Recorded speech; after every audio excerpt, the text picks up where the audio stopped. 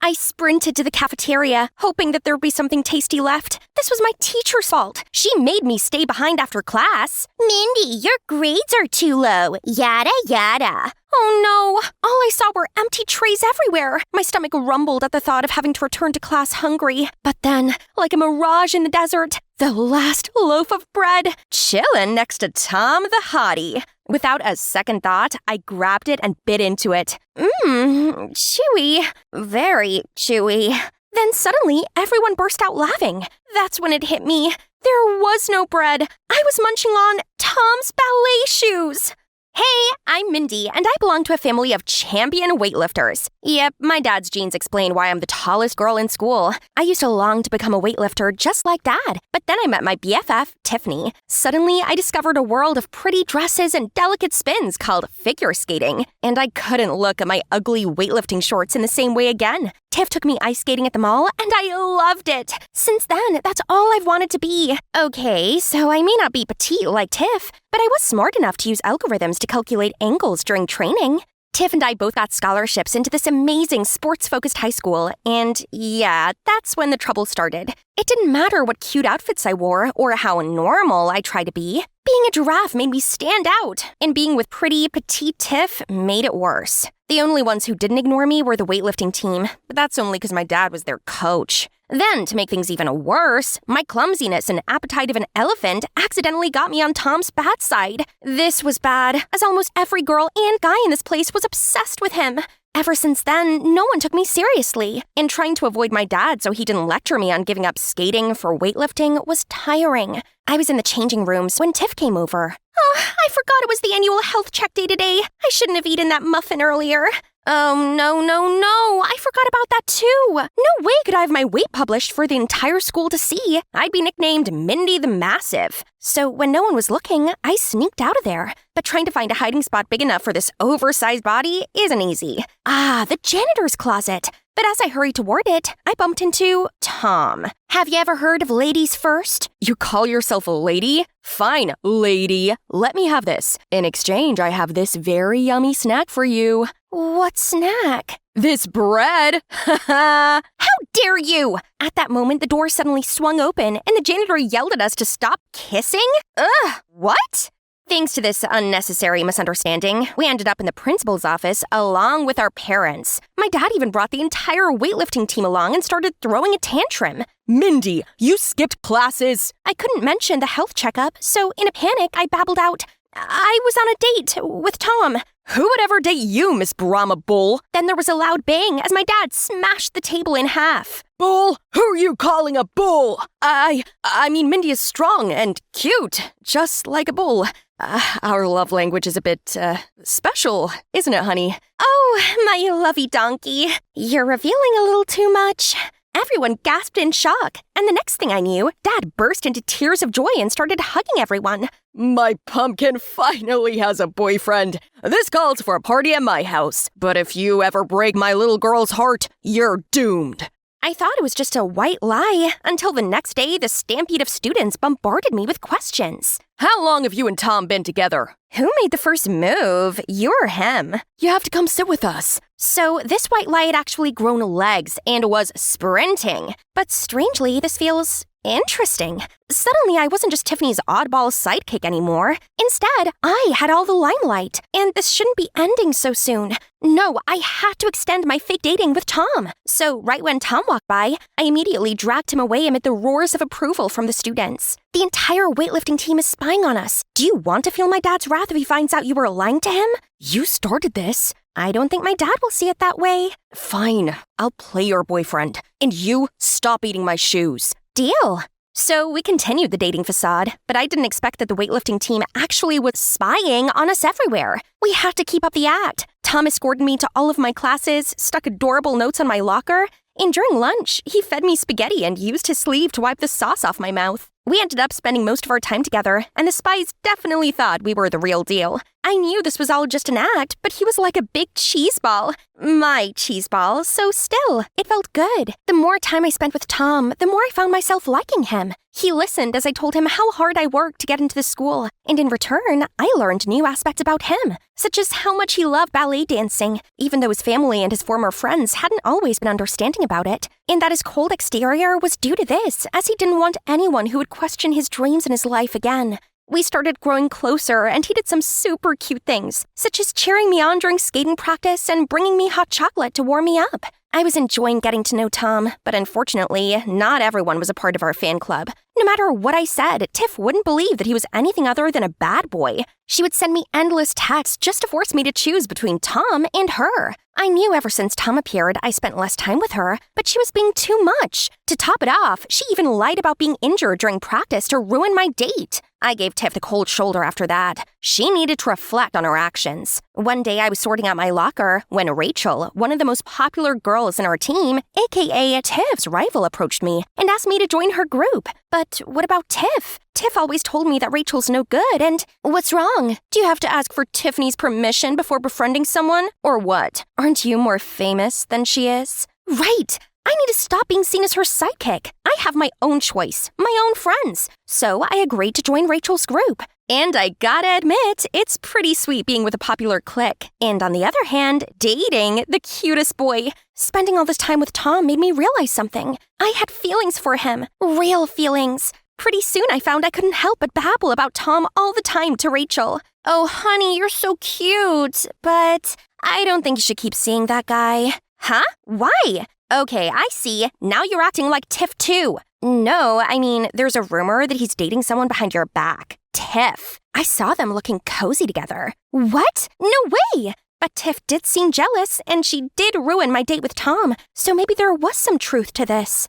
Rachel's words were bugging me, so after school, I went to Tiff's house to ask her about it. That's when I saw Tiff crying in Tom's arms. Rachel was right. Tiff and Tom were together. I left before either of them saw me. Sobbing, I texted Tom ending our fake relationship and blocked both numbers.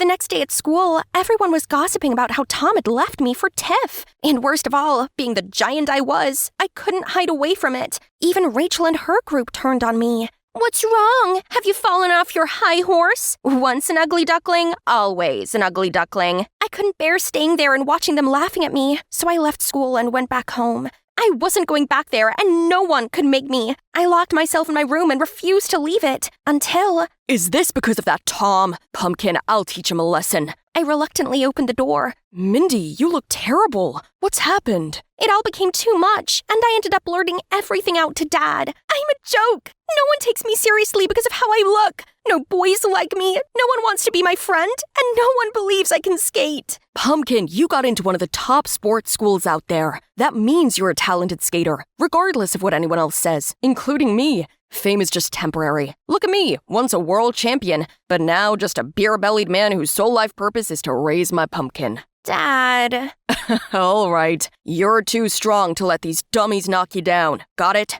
Dad was right. I couldn't give up on my dreams because of other people's opinions. So, the next day I returned to school and ignored all the gops and jibes. On seeing Tom and Tiff together, I stared over them and carried on walking. This was the first step in cutting toxic people out of my life and learning to love myself. Which is why, when the teacher asked for volunteers for the skating competition, as Tiff put up her hand, so did I. We all know you only did that so you can face off Tiff. They could think what they wanted. I wasn't backing down. Then my phone beeped. It was a message from Rachel asking me to meet her outside.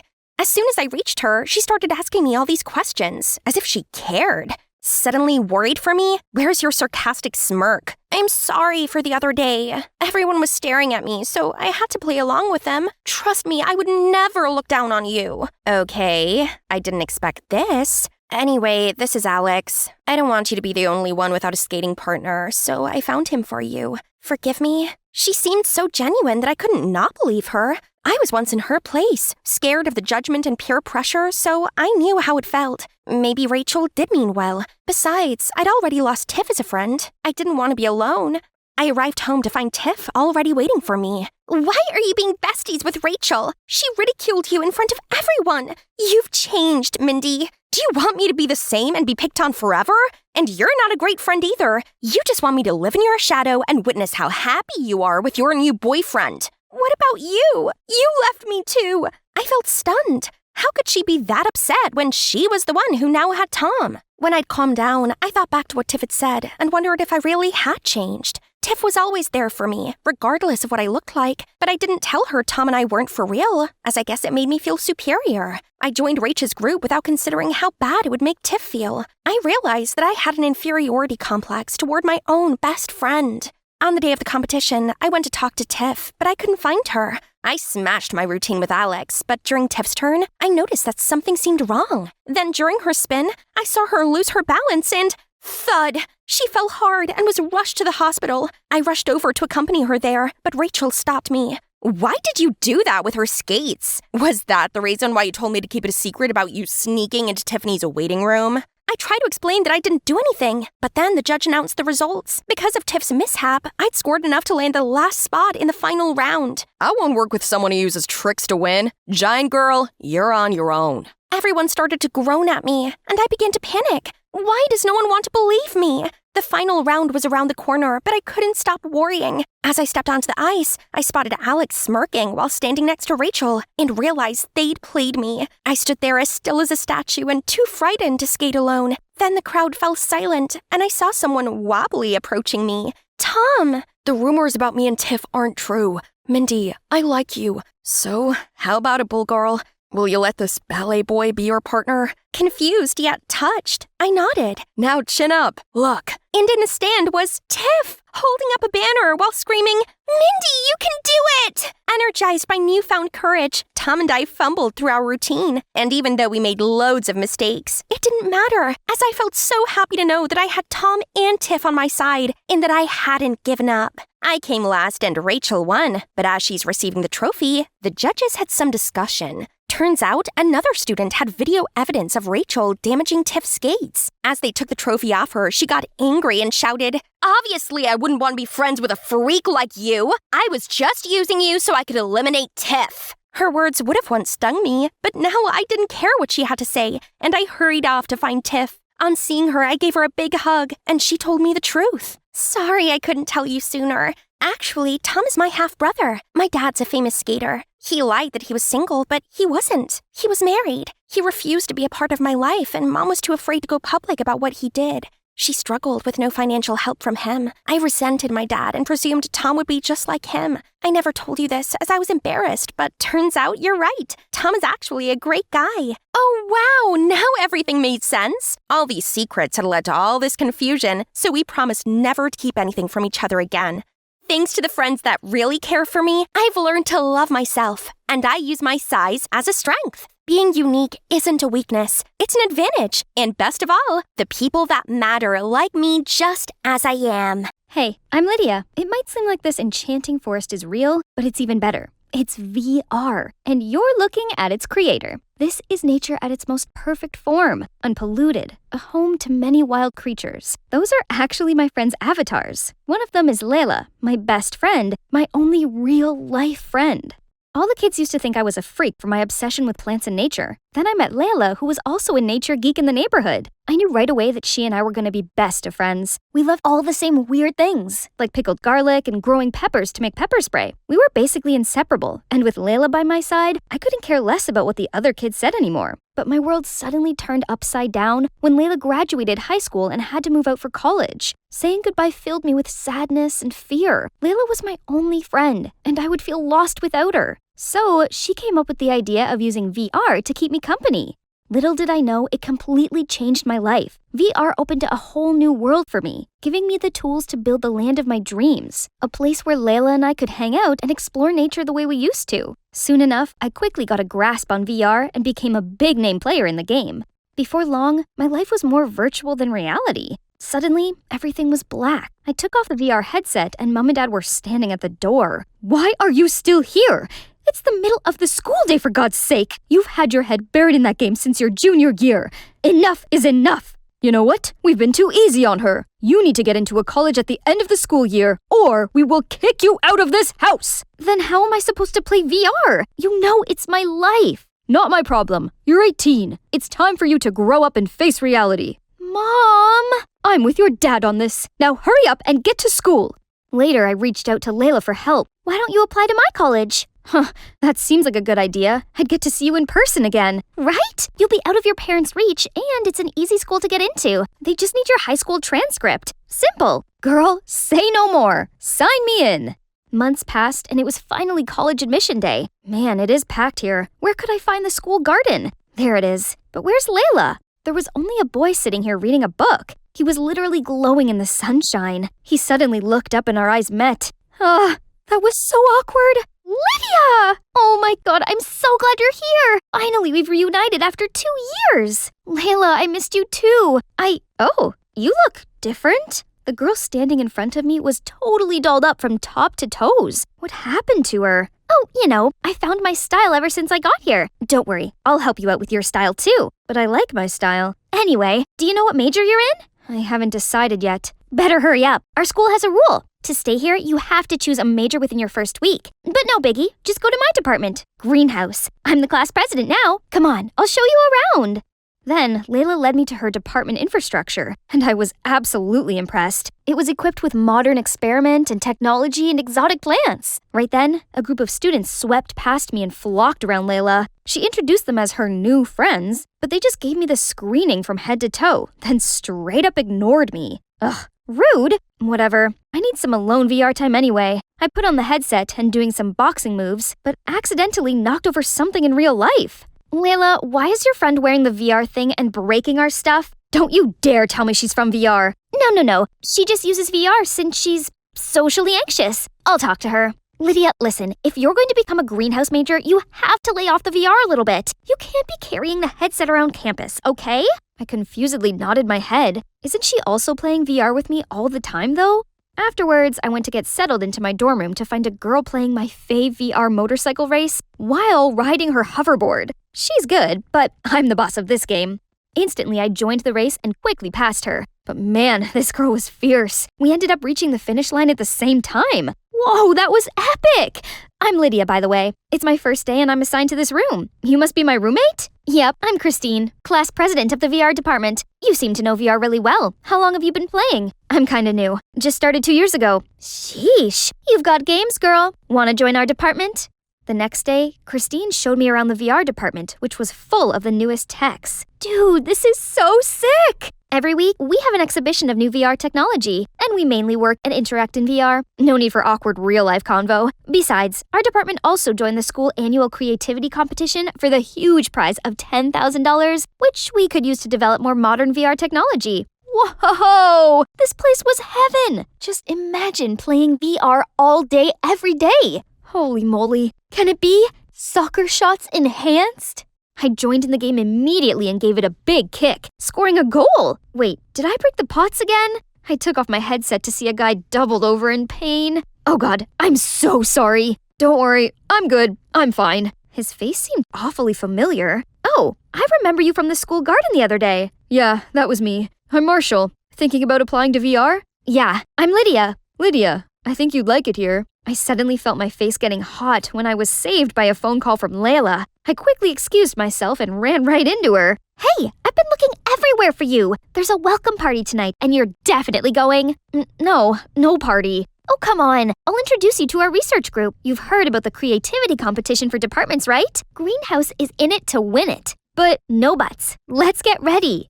At the party, Layla dragged me to where the greenhouse kids were hanging out. They were still glaring at me. I should just leave, but on my way out, I bumped into Marshall. Hey, Lydia, I was looking for you. You dropped this handkerchief back at the VR department. It's from your grandma, right? Oh my god, thank you. But how come you know it's my grandma's? I just guess. I saw your initials on it. Hey, back off, you VR freaks! Stop talking with our new member. Poof, are you sure? This morning she seemed really fond of all our gizmos and gadgets. What are you talking about? Lydia, explain this! What's there to explain? Your pea-brain can't read between the lines, huh? Layla lunged at Christine and a fistfight broke out between them. That's why I don't fit in social gatherings. Hey, wanna get out of here? Yes, please. Marshall explained that there was beef between the VR and greenhouse departments. They were neck and neck for many things, especially the scholarship competition. But sometimes both went too far. The greenhouse put insects in the VR facility rooms, which chewed up all their cables. To get back at them, the VR messed with the water system in the greenhouse, which caused water blackout and killed dozens of plants. And naturally, the presidents, Layla and Christine, were always at each other's throats. Shoot, I was planning on choosing VR as my major, but that would mean turning myself into her enemy. What am I supposed to do? I tried turning back to VR to take my mind off things, but I could hardly concentrate. Lydia, why is your head stuck in the clouds? I've been thinking. I want to be in the VR department. Greenhouse is good, but I'm not sure it's for me. I just don't want us to be enemies. It's okay. We're still friends no matter what you decide. Just follow what feels good in your heart. Aw, she'd put me above all her rivalries? She hadn't changed so much after all. First thing the next morning, I went to apply to the VR department, then caught sight of Layla. Hey, Layla! I made my decision. I've applied for VR department. What? You can't be serious! Choosing VR would mean you're just throwing away your dream and living in an unreal fantasy. Unreal? It's more real than the cool girl with hot friends thing you've got going. And why would you tell me to follow my heart when you clearly didn't think I should? I told you that? I nodded my head, confused. I might have slipped my tongue or something. Just think about it again. Something was off. I swear she really seemed genuine yesterday. Over day, I got back to my dorm room only to find out my headset cracked and wouldn't turn on. Who did this? Freaked out, I only thought of one person who could help me fix it now. Marshall. It would take a few days to fix it. Oh no, I couldn't pass a day without VR. I think you'll find something to do. Like what? You're more than welcome to hang here. Dang, this guy's cheeky. Suddenly, Marshall's phone rang, and he excused himself for a few minutes. I looked around his room and noticed 2 VR headsets on the table. Maybe Marshall wouldn't bother if I borrowed a spare set, right? As it turned on, my own forest appeared in front of me. Was he following me?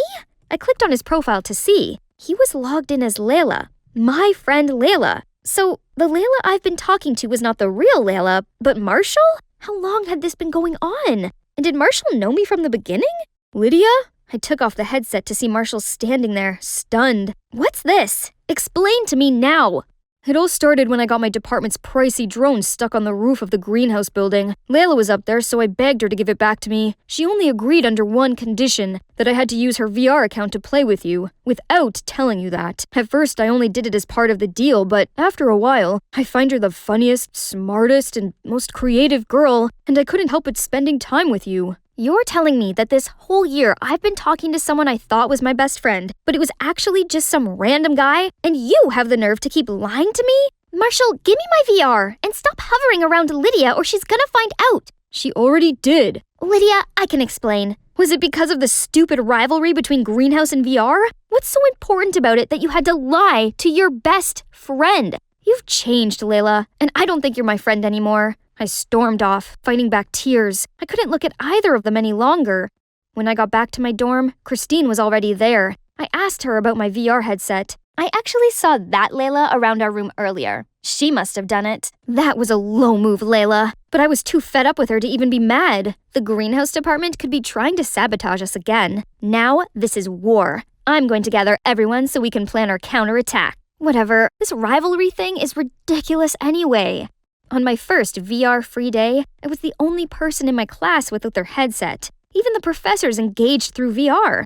All I could do was sit and stare at people, which reminded me of those lonely days before Layla came into my life. The next few days kept on repeating themselves, until one day, my body started boiling, and my head was buzzing like it was full of bees. Professor, I'm not feeling well. I need to go back to my dorm. But he didn't flinch one bit. No one did, except this guy. Hey, need an aspirin? He extended out his hand, but there was nothing there. A virtual pill? Seriously? No, it doesn't work. Aw man, bummer. I tried getting up, but my body grew heavy and weak. I kept calling Christine across the room, but no use. If only Layla was here to help me right now. No, Lydia, you can do this on your own. I leaned on the wall to prop myself up slowly, made my way back to the dorm. I was so close, but my knees trembled and I collapsed. Just then, someone came to scoop me into their arms and picked me up. I woke up in a bad headache to see Marshall cooling it down with a damp towel. Hey, you're awake. Here, have some soup and take some medicine. What are you doing here?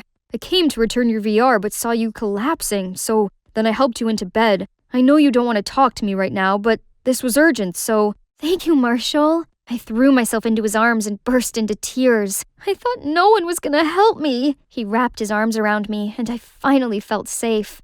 The next day, thanks to Marshall, I felt loads better, so I went to watch the department's creativity contest. The greenhouse presented their newly bred plant species and got the highest scores so far. VR, on the other hand, wasn't so lucky. Our newest development in headsets, exploded. Christine didn't take it well. I tried to comfort her, but she just brushed me off and stormed away.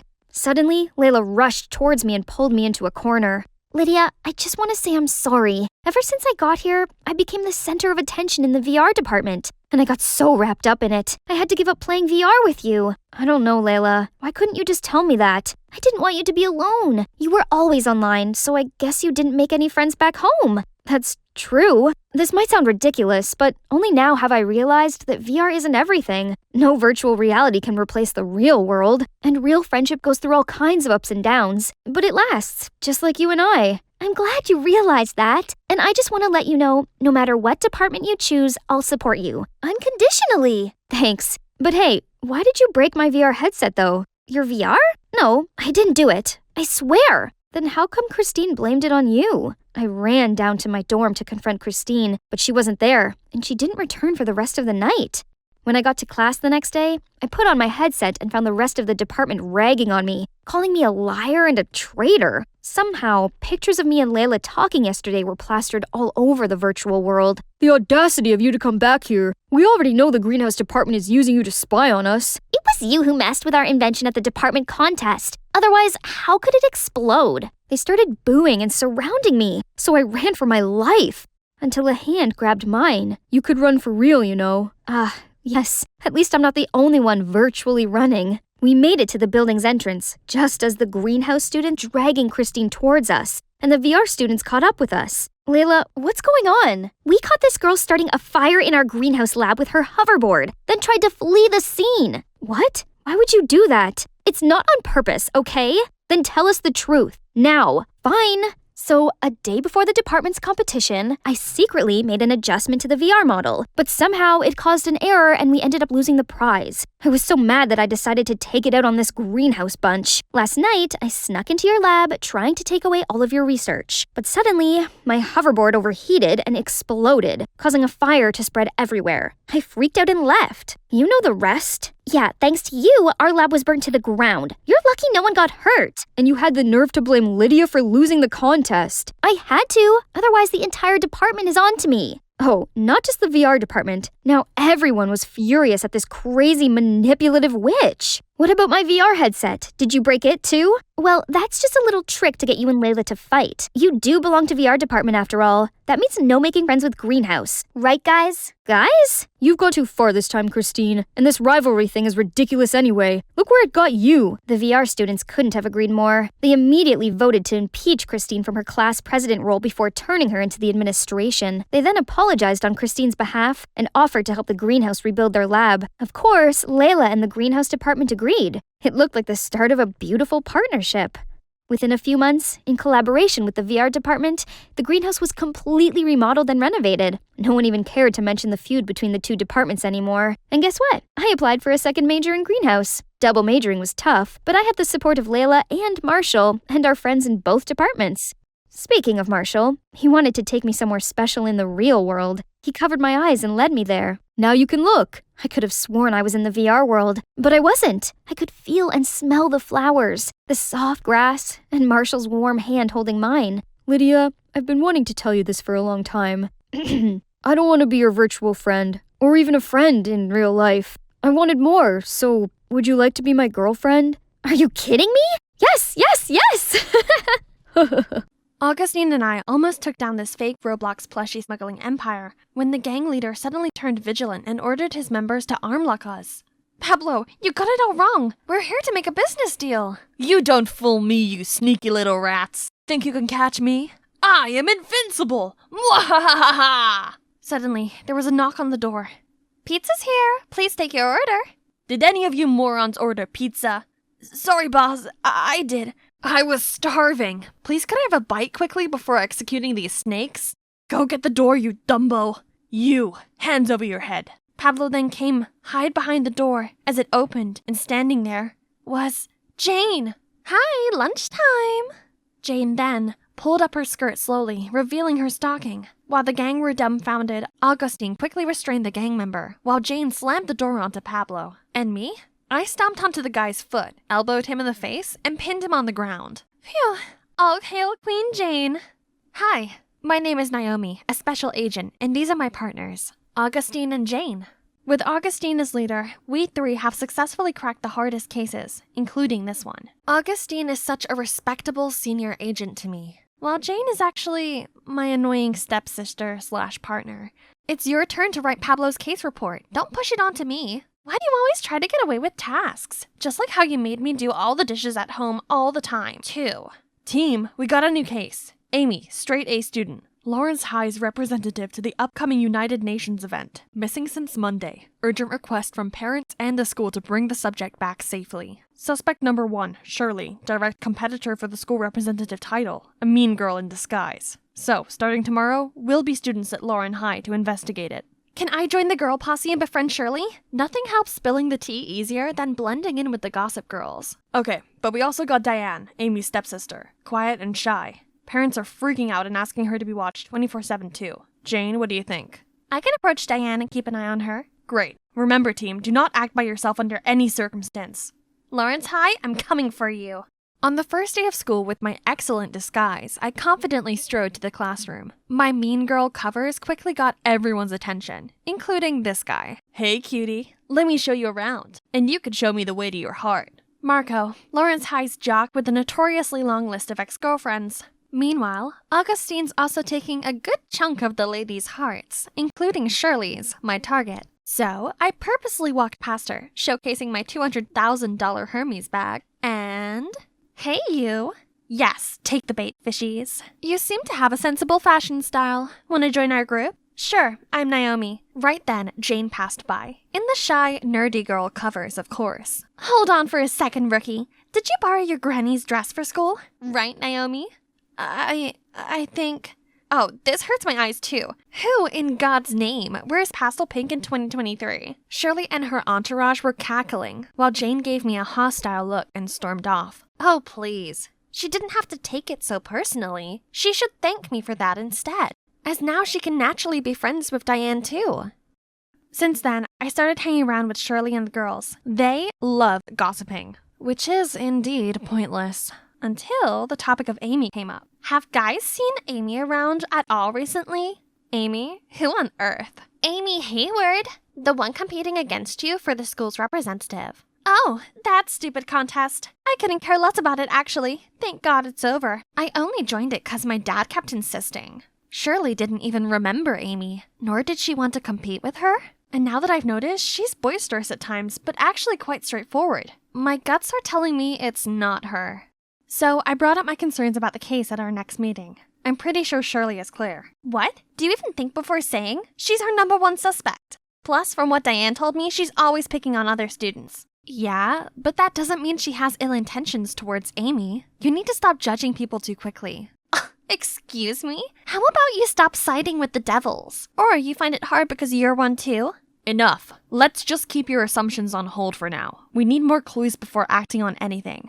Dang it. If only I got some solid evidence. Jane just always slowed down the investigation, so the next day I went to find Diane myself to ask some more questions about Amy, but Marco stopped me with, a bunch of roses? Roses are red, violets are blue, sugar is sweet, and so are you. Be my girl, will you? I was still processing this when Augustine came from afar and went straight into the roses. Oops, sorry, I had my sunglasses on. Marco looked like an erupting volcano while Shirley gave an earth-shaking squeal. Eee! Oh, that body and that grace. Oh, great Lord, please spare me. During independent reading, Marco and his army came marching toward Augustine to pick a fight. But Augustine completely ignored Marco, which infuriated him even more. Hey, you! Turn your coconut head around and have some courage to face me. Augustine calmly stood up, returned his book as if Marco was invisible, and came to ask me to have lunch with him? He pulled me out of there, leaving Marco behind, grunting like a mad pig. It feels good living student life and having the boys chasing after you. Stay away from those teenage boys from me, will you? I don't see why. Don't get your identity revealed. Don't worry, and Marco's such a kid, not my type. By the way, you want to experience a heartfelt infatuation too? Think Shirley is laying an eye on you. The look on his face is priceless. Who would have thought this charismatic agent is actually allergic to girls? During PE, I saw Shirley purposefully tripped and fell in the direction of Augustine, but ended up on the floor instead. Augustine then dashed over to me for help when Marco stopped him midway. Still holding grudges with Augustine, Marco announced a dodgeball war. Oh boy, didn't know what he got himself into. Augustine is our top agent. He dodged every single bullet aimed at him, let alone these plain red balls. In return, Augustine gave Marco one hit of a lifetime that knocked him down on the ground. Lucky for him, Diane was nearby and kind enough to give him a hand. Still, Marco gave the biggest grin when he spotted me and headed over to hand me a piece of paper. Will you go out with me? What a loser. He must have taken a new interest in you, Naomi. Rumor had it he asked Amy out, but then she went missing. Probably that poor girl couldn't handle him. Marco met up with Amy before she went missing? Uh-oh, he's our #1 suspect now, not Shirley. I eagerly updated Augustine and Marco. I have a feeling Marco knows something about the case that might lead us to Amy. I was thinking I could pretend to go on a date with him. That's too dangerous. What if he's behind it all? You might get into trouble, Naomi. No worries, he seems really into me. He asked Amy out and she went missing right after. Who knows what could happen to you? But he's the only lead we have now. Shirley is already out of the picture and I know how to protect myself if anything happens. Please? And yes! The time has come for me to end this case. During the date, Marco was so caring, but I was dying to know what happened to Amy that day. So, I heard you and Amy were a thing before? Nah, we never got together. How can you be so perfect? Are you an angel? I heard otherwise. Rumors had it you even went out with her. Let's just focus on us, why don't you? But I want to know more about you too. Fine. If you want to know it that bad, I did ask her out, but I never saw her that day. Her sister showed up instead. Sat there at a reserved table and said something about Amy wouldn't be around for a while. I thought they wanted to mess with me, so I just left. Diane knew Amy would disappear even before she went missing? Did Diane have anything to do with this? She might have been the very piece we'd overlooked from the beginning. I got to the office and saw Augustine fidgeting around. Are you okay? Did Marco do anything to you? I'm fine, and I got the biggest news. I then told Augustine and Jane everything and posed my doubts for Diane. Why Diane? She's just a vulnerable victim who gets picked on all the time. And you know by who? Shirley! She might appear vulnerable, but who knows what she's got inside. And you remember how she came to help Marco up that time? Now that I think about it, she was so worried for him. She obviously likes Marco. It's possible she might get jealous of her sister. Oh, stop! Not everyone is a jello like you. What? Team, this is getting nowhere. For now, let's just agree on keeping Diane close. Again, no one is to act by themselves. A jello? Just watch me nail this case before you do, Jane. The next morning, I saw Diane secretly watching Marco play basketball.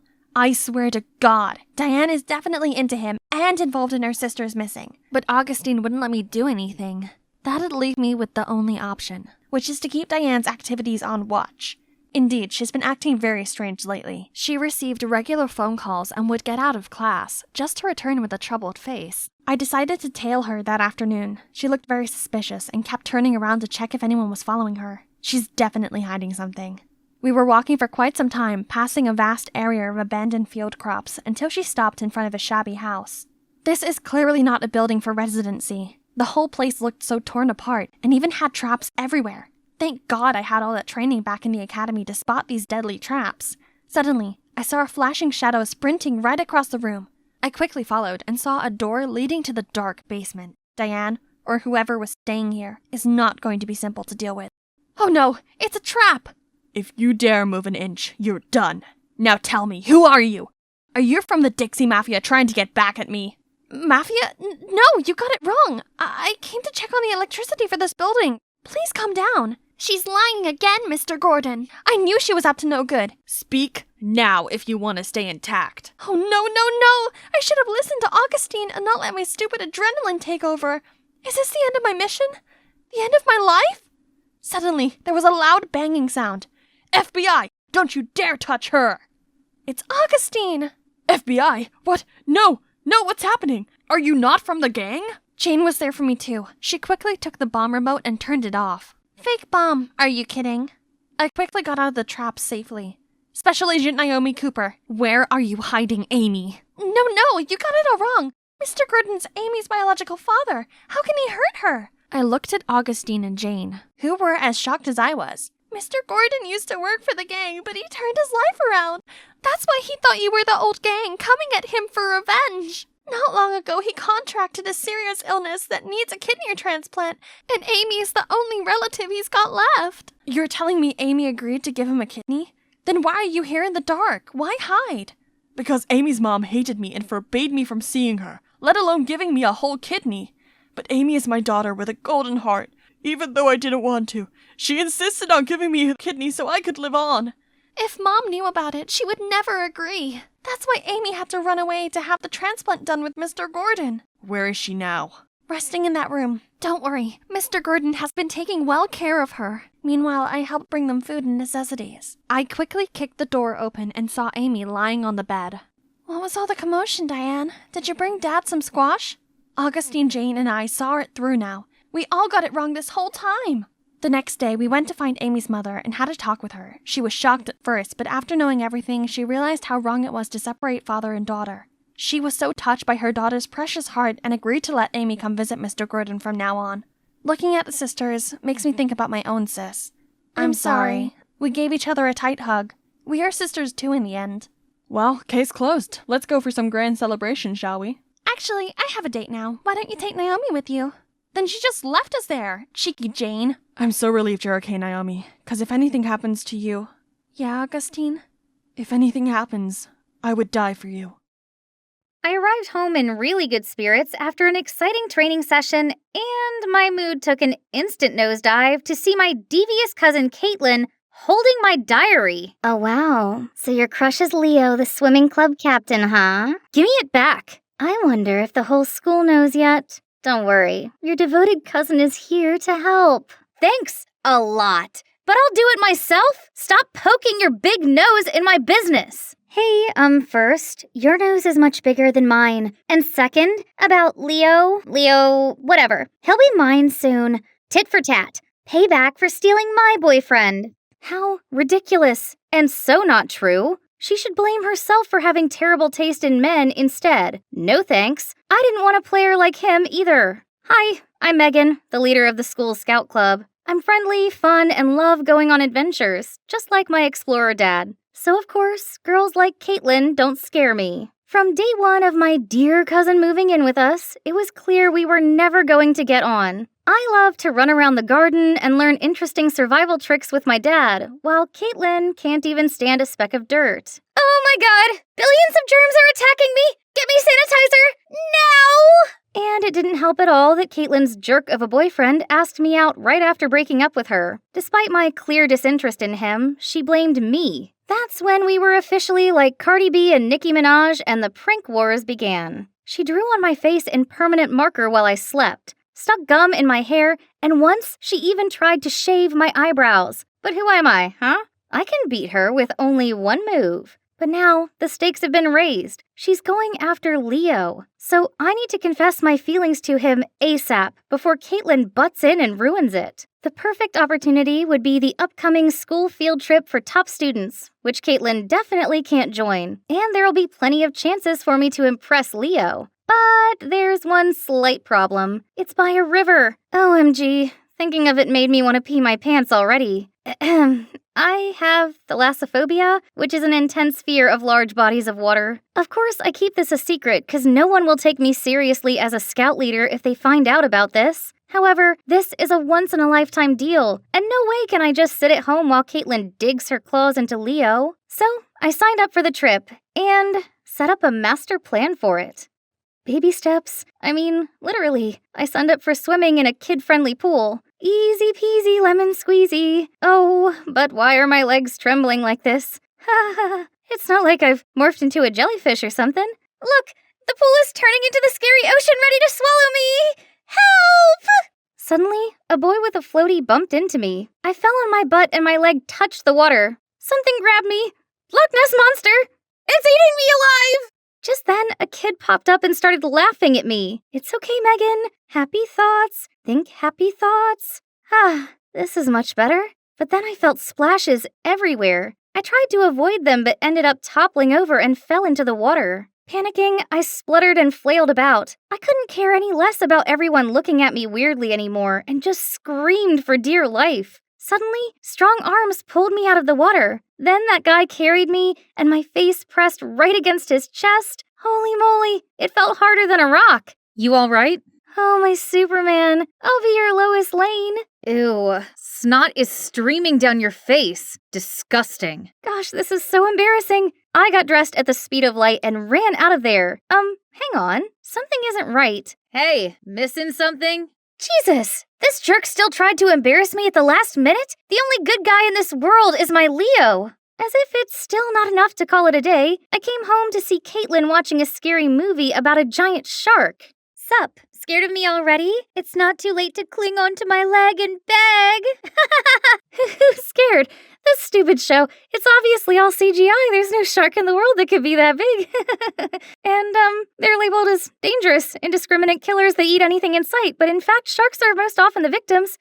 Whew. My acting was not so bad, was it? Finally, the field trip participants list was published. Of course, my name was on it, and Leo too. But wait, why is Caitlin here? She's always wrapped up with boys instead of studying, and doesn't even remember the multiplication table. What? Can't accept the fact that I'm a genius too? FYI, I'm super quick at math. Really? So what is 356 plus 445?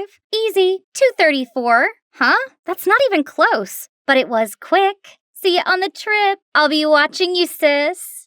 The day finally came, and our tour guide is Mike, the best scout in the state. But hold on, why does this guy look familiar? Oh no, that's the guy who saved me at the pool. Scared that he'll expose me, I didn't know what to do but to give him the stupidest smile. To my surprise, he seemed not to remember me at all. Then he asked me to demonstrate the first activity with him, vertical net climbing. It's time for me to shine. Eyes on me, Leo. Gosh, this guy climbed like a monkey, but don't expect me to accept a loss. I was enjoying the victory when Caitlin approached me. Everyone knows that muscle power is only to make up for a tiny brain. Yeah, great shout, Megan. Use all your energy up in one go just so you can show off. Are they cut from the same cloth? Never mind. Leo's looking at me. His eyes are so dreamy. That was even more powerful than 10 cans of monster drinks. Nature hunt, monkey bridge, Tarzan rope, all these challenges didn't make me break into a sweat, and Leo even came to praise me. That's incredible, Megan. How can you do that? Oh, Leo, I only had an apple for breakfast, so now I'm having hypoglycemia or something. I'm so dizzy. OMG, my dear cousin should really get an Oscar nomination for her fake act. I gave my sweetest smile and helped her. Just so when Leo wasn't looking, I tripped her up and she fell face first into a muddy puddle. Leo tried to wipe it off, but ended up turning her into a monkey. Then Mike walked past and said, Wow, this layer of makeup is a big improvement. His cattish tongue seemed not to leave anyone alone. In the afternoon, I took my free time to wander around and saw a pretty bird. I wonder what it is. That's a red-capped mannequin. Very popular in Central American forests. Wow, good knowledge. Thanks for telling me without being asked. They have a signature dance to impress their mates. Any idea? A moonwalk that rivals Michael Jackson's. Wait, what? Why did I laugh so hard? He might be funny, but he's still a jerk. The last activity of the day was using rocks to make fire, and I was paired with Leo. Thank you, universe. I squidged up close to him and offered him a mint. He happily took it, but then suddenly turned red and started choking. I leaped into action and hit him hard on his back, making the mint fly out. Leo immediately took my hand. My guardian angel, where have you been all my life? Anyway, would you like to join me for a walk later? I have something to tell you. Yes! Sure. Where do you want to go? The riverbank. Romantic, right? River? I'll die there. But so what? This is my chance. If I die, I'll die under the title of Leo's girlfriend. Totally worth it. I arrived to see Leo already waiting. His skin was glistening beneath the setting sunlight. He was like my very own Edward Cullen, but it didn't make me any less scared. Oh, you're here. You look pale. Are you sick? Oh, no. No, I'm fine. Great. Let's get on the boat to enjoy the view. I closed my eyes tightly and squeezed Leo's hand. Then Leo kept talking, but I couldn't hear anything until... Megan, I've admired you for so long. Will you be my girlfriend? I turned into the ripest tomato, but managed to blurt out, I'd love to. Gotcha! Gosh, why is Caitlin here? I was still in shock when Leo jumped out of the boat and high-fived Caitlin? Then they kissed? Surprise! Now you know how it feels to have your dream guy stolen away. No, please, I can't stand it. The water is scaring me. Just enjoy the view, Megan. Where's that fierce girl gone? Your mom told me that you have thalassophobia, but I didn't expect it to be so real. Don't worry, I'll show this to the whole school so they'll come rescue you. Good luck, cousin. Leo and Caitlin walked off holding hands. I stayed as still as I could in the unsteady boat. The world was spinning around me, but I couldn't do anything but cry. Time went by like a decade had passed. Then I felt a pat on my shoulder. Mike stretched out his hand, then swooped me up in his arms and carried me to the lawn nearby. But how did you find me? I saw the video Caitlin just posted, then immediately went to look for you along the riverbank. Is that so? How embarrassing. He kept silent for a while, then said, You might not know this, but I used to be freaked out by heights. My acrophobia is better now, but still. No way! You nailed the climbing challenge earlier. If you want to overcome your fear, then you have to find a way to face it. Be courageous. Don't let it become a weakness for others to laugh at. Then he gave me the sweetest smile, and right at that moment, he looked kinda different to me, more attractive. That night, I shut myself away in my tent while the others gathered around the bonfire. I wasn't ready to face anyone just yet, and my mind was too restless to sleep. The next morning came the boat race. When I arrived, all judging eyes were on me. I was nervous, but soon plucked up my courage and spoke out. Hi, everyone. I'm Megan, and I have thalassophobia. So I can't complete this challenge. I'm embarrassed. Not about my phobia, but about letting myself live in fear of it. I love being a scout leader with all my heart, so I'll try to beat this. Fear is not your enemy, it is your motivation. Then I walked off to cheering and clapping. Back at the tent, I saw Mike waiting for me. That's the spirit. You're really brave and have the qualities of a true adventurer. Even when you're not in the game, you've already won the special prize in my heart. Everything went smoothly after the field trip. Even Caitlin stopped bothering me. She must be busy being lovey-dovey with her new love. Until one day, I saw her arrive home sobbing. What happened? That jerk Leo, he cheated on me with 3 girls at the same time. Excuse me? Why is my life so miserable? I know I can never outsmart you or be as brave, as confident as you, but do I not deserve at least one nice thing? I didn't know Caitlin had this self-deprecating side. Suddenly, I felt sorry for her. She is my cousin after all. Don't cry. I'll help you teach him a lesson. Really? Megan, I'm sorry for letting my jealousy turn me into a monster. Are we good? The next day at school, we stepped into the hallway and heard a horrified scream.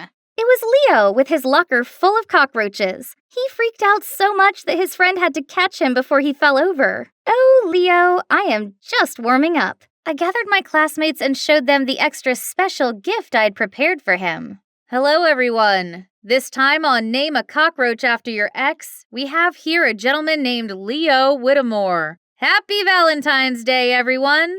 Everyone burst out laughing, and Leo literally fainted. And now he's known as Leo the Roach. Actually, this was all Mike's idea, so we can both retaliate against Leo and donate to the Cry Me a Cockroach Wildlife Fund.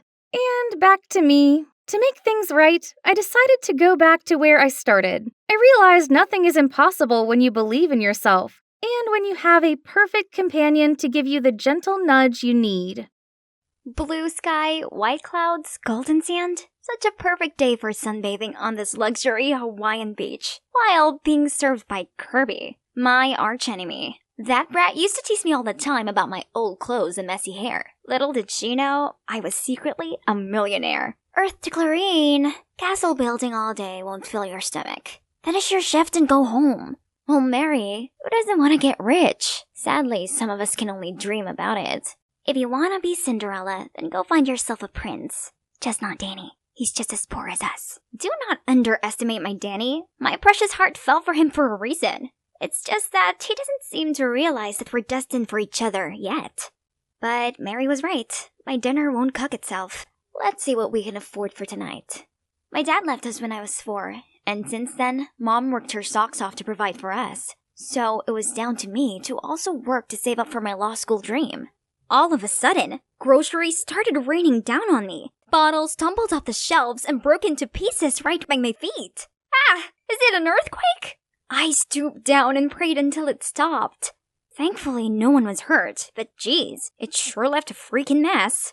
Warren, the store owner, looked distraught. This place was all he had, so I helped him clean up and place anything undamaged back on the shelves. Before you leave, please take this as a token of my gratitude. I hope it brings you luck. A lottery ticket? I don't know how this game works. I'll show you. It's simple. Each ticket has a unique set of numbers. Just check the results on TV tonight and see if they match. Let me see. Your numbers are 15, 26, 14, 48, 07, 23. Hey, those are the lucky numbers that have been on my mind all day. I want that ticket. Kirby, stop poking your nose in my business, will you? Sorry, miss, that's the last ticket today, and I already gave it to Clarine. Then I'll buy it. Here's your $2. Give it to me. You wish. I didn't really care about this ticket, but there's no way I was going to let her get what she wanted. And surely she wouldn't leave me alone. How about $10? That's a fortune to the likes of you. No thanks. I'd rather win millions instead and make you my maid. Look, you'll never get anything from me, be it this ticket or Danny. Just give up. Fine! Let me skip this stupid ticket, but Danny, never! Why are we always bickering, you ask? Well, we're both competing for the heart of Danny. Tennis extraordinaire and brooding Adonis. Actually, I thought I had more advantage as we worked part-time at the same restaurant. But nope, Danny was such a cold fish. I tried again and again, but every single time, he just gave me a soulless thank you and that's it. If only I could build him his own tennis courts, perhaps he'd change his attitude. But that's impossible for a poor girl like me, unless I somehow hit the jackpot. The lucky numbers today are 48, 07, 15. Should I add winning the lottery to my daydream list? 26, 14. Is it just me, or do those numbers sound familiar? No way. It can't be. And the mega ball is 23. Now if your ticket has all 6 numbers, you win over $20 million. Play on. Me! I think I just become a millionaire. God had answered my prayers. What? Kirby's here too? The ticket must have hit it for real. I rushed there to rummage through the trash. And, here it is. It's mine. As if. Let's go ask Warren who this ticket belongs to then. Brilliant. And then give him a third of the prize? Do you really expect him not to ask for a share? Right. Okay, let it go and I'll give you a 30% share. Great ratio, but 30% is a perfect fit for you. I'll take 70%. And Danny. Oh, that's how you want to play. Fine then. How about whoever wins Danny's heart gets 70%? Deal. So we agreed to hide the lottery ticket in a trunk with 2 locks. Each of us kept 1 key to it. Then we buried it in a bush at school. Looks like the secret race between us starts now. Kirby wasted no time and brought Danny the showiest lunches ever. But he kept up his cold exterior and barely acknowledged her. Seems like I need a more delicate approach. So I told Mary to arrange a team-building game among the restaurant staff, in which we all had to answer the same questions to understand one another better. Oh look! He liked watching Star Trek, listening to Sam Smith, and reading Harry Potter like me! Oh, Danny boy, I told you we were destined to be a pair. Next question. What is the key to maintaining a long-term relationship? There's our very first answer. Feelings? Come on, Danny, be realistic. What uses do feelings have if you can even afford to go on a date? Poor people can also be happy in love, but I don't think pragmatic people like you can. No, he misunderstood what I meant. After that, he ignored me completely. Worse still, kooky Kirby never left him alone. She even brought the whole cheerleading team to do this ridiculous routine while he was playing. Who cheers on a tennis court? She was going big, so I needed to step up my game. It's time to bust out my college savings. I spent the whole day at the mall buying him gifts and giving myself a makeover. This is the first time in my life I've spent my hard-earned money without considering the price. It feels so good, but at the same time, kind of bad. But I could make it up with the lottery money once I got Danny's heart. Look, I saw this watch and I immediately thought of you. I even met a professional tennis player at the mall. Can you believe it? And they told me this racket is the best. What do you think? You're crazy. This costs thousands. Why are you doing this? That's not the reaction I was expecting. But I like you, Danny. I've not been brave enough to tell you this because I had nothing. But soon, my life would change and I can give you everything. I don't need those things. You're so wasteful and superficial. You really think money can buy anything, including feelings? Why was he so mad at me? I thought he must have noticed that I'd worked really hard for all this, and even made myself look prettier for him. Okay, he might not like my gifts, but is it so bad that I want to be a little generous to myself now that I have some money? Things got even worse when later I arrived at work to see Kirby booking out the entire restaurant to let her, Danny, take a rest and enjoy dinner with her. Fine, you win, Kirby. I give up. Nothing, basically nothing went the way I wanted. My luck, my money, my man. Now I'm fine with just the 30% God gave me. I'm done chasing anyone. Only my stray friends understand me. Muffin, Brownie, Oreo. Wait, where's Cupcake? Looking for him? Let him go. This wasteful, superficial girl needs to make sure he's not starving. So you're the one who feeds them every day? Why do you care? Go back to your date with Kirby. I'm just a materialist who thinks money solves everything.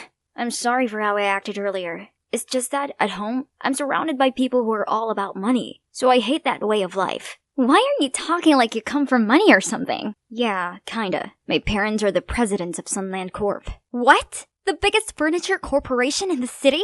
Unbelievable! So why are you working part-time at a restaurant? I want to earn my own money. An independent life suits me much better. You're so silly. Why struggle if you don't have to? If I were you, my life would be so different. I'd make sure that my mom didn't need to work all the time to make ends meet. I could even go to any expensive law school I want and care for all the stray cats and dogs I find.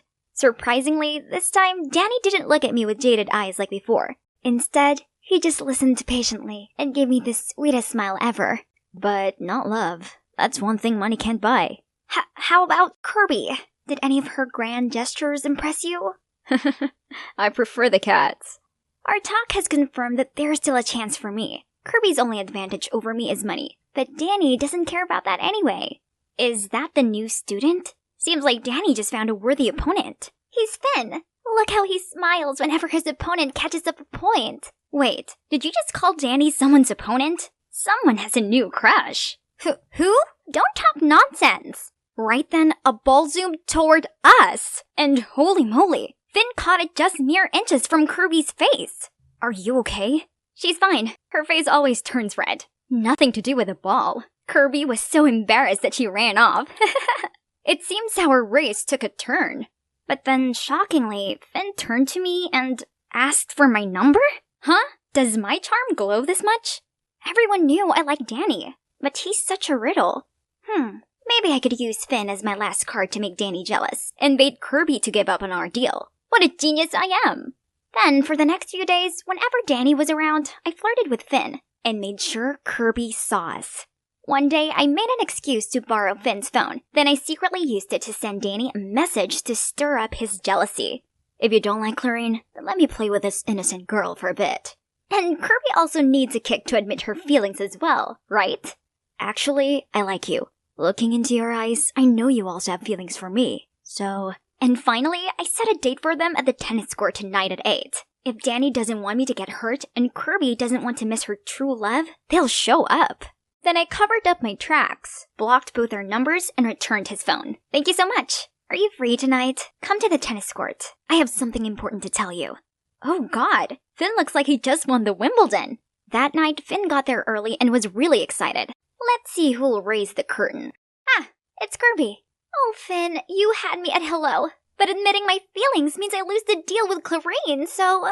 What do you mean? What deal? No, don't get me wrong. Actually, we won the lottery and made a deal to share it. Anyways, silly me. Money can't compare to you. Lottery? You two share it? Why did she even mention the money? Right when it's getting messy, Danny turned up. Bastard! Now you're two-timing? Danny, why are you here? He's just playing with you. This jerk is seeing both you and Kirby. Don't let him fool you. I think Finn is a nice guy. Plus, I've told you how I felt, but you've never seemed to like me back. So Finn told me he liked me. Clarine, I like you. More than you know. Can't you see? I've given a lot of hints. I always make excuses to go home with you. I told you that feelings are the most important thing to me. As in my feelings for you. Really? Idiot, how am I supposed to pick up those hints? So this daydreamer wasn't just imagining things? Turns out my plan actually did succeed. Kirby, it's true, I do like you. But I thought you were out of my league, so I just wanted to ask Clarine for help. Oh, how nice. Kirby, with a huge grin, then admitted I won. Then she dragged Finn away. I guess my biggest win is successfully pairing up two couples. The next morning, Kirby and I opened the trunk to get the ticket. When to our utter shock, Finn swooped in and snatched it away. While we were still processing what was going on, he ran off with our millions. But then, a shadow sent him tumbling to the ground. Danny? I saw him following you two and knew he was up to something shady. Then, Finn confessed that he transferred schools and approached me for the lottery ticket following his dad's order, who's none other than Warren. He knew it was a jackpot-winning ticket, so he set up a plan to steal it from me. I'm so sorry. My dad's a gambling addict, which left him heavily in debt, and only this ticket could save him. Oh, Finn, I believe he's not a bad person. This ticket was originally from Warren anyway, so we both agreed to give him a share to pay off his debt. Finn was moved and handed the ticket back to us. On learning this, Warren thanked us and offered to drive us to Tallahassee to claim our prize. He even carefully got me to double-check that my ticket was in my purse. But halfway there, the car suddenly broke down, so the four of us got out and gave it a push. But as we started pushing, Warren suddenly sped away, leaving all of us standing there in shock. Where's your purse, Clarine? I left it in the car. That greedy snake Warren did this on purpose to run away with the ticket. Now what to do? Walk back home or walk to Tallahassee? Calm down. Danny already has a backup plan. This is the real ticket. Enjoy the view for now. A taxi is coming to pick us up. Actually, the moment Warren offered to drive us all the way to Tallahassee, I sensed something sketchy. So I swapped the tickets. My dad's gone too far this time. He needs to stop gambling and work hard to pay off his debts instead. Finally, we got the cash prize. However, the four of us decided not to divide it anymore. Instead, we're building a shelter for stray animals together. Surprisingly, our project soon reached many philanthropists, and now our fund has been expanded across the US. Since then, Kirby is no longer obnoxious. Now she even wants to become a veterinarian. And me? I will continue to work my way into the law school of my dreams. My hard work has really paid off because they just sent me an acceptance letter. I might not be rich, but in all honesty, it doesn't matter, as I couldn't be happier. It's not here. Not there either. Where can it be? It's not just any shirt. It's my most prized possession. It has Kendall Jenner, my idol's autograph on it. Franny, your t-shirt was dirty, so I cleaned it for you. Come have a look. Oh, snap. I rushed over to see my precious shirt neatly piled on top of the fresh laundry. No. The autograph's completely gone. Grandma! That's right. The person responsible for this unwanted blank shirt is my grandma, who just moved in with us after Granddad passed away. At first, it seemed exciting because my memories about Grandma were all from my happy childhood with her. But now I'm taking it back. She's a literal disaster. You know what? She is getting on in years, but still wants to learn to use social media. My mom even bought her a brand new iPhone 14. Meanwhile, her dear daughter was stuck with this lame iPhone 8. Honestly, all she needed was just one of those brick phones that can only take calls. With her forgetfulness, she'll forget all her passwords. So it's best to just log in with my iCloud. After all, this phone will become mine anyway. Oh, that's quite a handsome young man. You think so too? Indeed, Josh's attractiveness is second to none. He's every girl's dream man. And yours as well, right? As if I stood a chance. He's notoriously cold, and none of the girls from school seem to interest him. Well, that probably was the only time we shared the same thought. Otherwise, we're always arguing about all kinds of things, especially the way I dress. She didn't even bother asking me before sewing up all my favorite ripped jeans, and then left a dress that she'd made on my bed with a note. This adorable dress will suit you much better. I used to love her handmade dresses when I was 5, but who even wears anything like this these days? That's not all. She nagged me all the time for straightening my hair instead of keeping it naturally frizzy, since it's supposedly cuter. And guess what? It's actually her who I'd inherited my natural hair from. Bet she didn't know it was the reason I had to grow up with my classmates saying stuff like, "You're actually quite pretty, but it's a shame about the hair." And, "How come you don't have straight hair like your parents? Are you adopted?" Those hurtful words made me hate my hair with a passion and wish for beautiful, smooth, straight hair, like Kendall Jenner's. So of course, I'll keep straightening it every day, no matter what Grandma says. Thankfully, those complaints will finally come to an end tomorrow, as I'm going back to school after summer break. Yay! Huh? What's everyone buzzing about? At that moment, the teacher walked in and announced that our class will have a very special new student. And then a very familiar figure entered my class. It was my grandma? What on earth? Did she get lost on her way to bingo or what? How humiliating. Maybe if I stayed deadly still, she wouldn't spot me, and no one would know it was my granny. Oh, my sweetie pie, you forgot your orange juice. All eyes were on me. Good grief. Someone help me disappear from this planet, please. After class, I had to sneak out as fast as I could to avoid having lunch with my grandma. But my best friend Lloyd wouldn't quit teasing me. Suddenly, I heard someone laughing loudly across the room. Grandma? But who is she sitting with? Wow, Jose has quite a peculiar taste in women. He ignores every single girl in this school, but is now completely smitten over your granny. Jeez, why is she bothering him? Jose must have felt uncomfortable. I quickly went over there, apologized, and pulled my grandma away. On the way home from school, my grandma recounted her day just like a little kid would. Do you know that they have vending machines in the hallway with all kinds of snacks? That's genius! And oh my, the campus is big. I almost wet myself while searching for the restroom. Tell me which part of this is funny again? It only proves that someone her age belongs in a nursing home, not a high school. I needed to talk to Mom. So when she was finally alone in the kitchen, I immediately asked her, how exactly did Grandma end up in my class? It turned out that when my parents invited Grandma to live with us, she told them she would, but only if she could go to school. I think it's a lovely idea. It means she won't be lonely at home all day, as you'll keep her company. Besides, she spent her whole life taking care of our family, so it's our turn to look after her, right? Yeah, I suppose Mom raised some valid points. But who knew that Grandma could turn my school life upside down like this? She clung to me all day, ate whatever I ate, listened to the music I listened to, and even hung out with my friends. Worse still, she told them all embarrassing childhood stories about me. How I used to eat toothpaste because the ad said it was edible, and how I incubated eggs myself to see if I could hatch a chick. But that's not the worst part. She broke my hair straightener, so now I'm stuck wearing this stupid hat. How annoying. Hey, breaking news! What is it this time? Jose has found the girl of his dreams, and she's here at our school. No way! No girls have caught his eye before. Why now? Franny! What on earth? I looked down and, oops, I just accidentally turned him into Sully from Monsters, Inc. Sorry, my bad. Okay, let me see. As Lloyd told me, this was the girl Jose got to know through Tinder before she mysteriously vanished. Moore, 17 years old, goes to my school and... Wait, she only has this picture? All I could see was her frizzy brown hair. Out of nowhere, someone snatched my hat. That must be Lloyd trying to get back at me for the paint job earlier. I tried to grumble at him, but only saw Grandma with my hat in her hand. Franny, your hair is so beautiful. Why cover it up? And also, these clothes. The dress I made for you goes far better with your hair.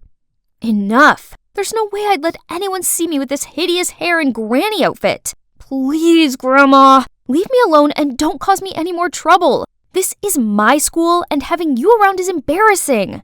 She looked shocked and was about to say something, but just left without another word. So, it's been a week since we last talked. It seemed that I was no longer her concern as she made new friends. So it's good for both of us, right? Suddenly, I heard a deep voice behind me. Hi, Franny. Can I talk to you about something? Wait, this voice? I immediately turned around to see Jose standing there, smiling at me. Oh my, this is the first time Jose ever asked to speak to a girl. All the envious eyes are on me. I'm the luckiest girl here. Has he finally seen my unique charm? The thing is, I happened to see your curly hair the other day, and you look quite like the girl in the picture. I wonder if you are... Oh, he didn't come here because of me. Sorry, but I'm not Moore. I could see the disappointment on his face.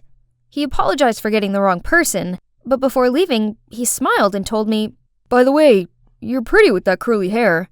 Really? That frizzy hair that I've gone out of my way to hide? Can't believe someone out there, besides Granny, actually likes it. A few days later, I arrived at school to a frightening scene.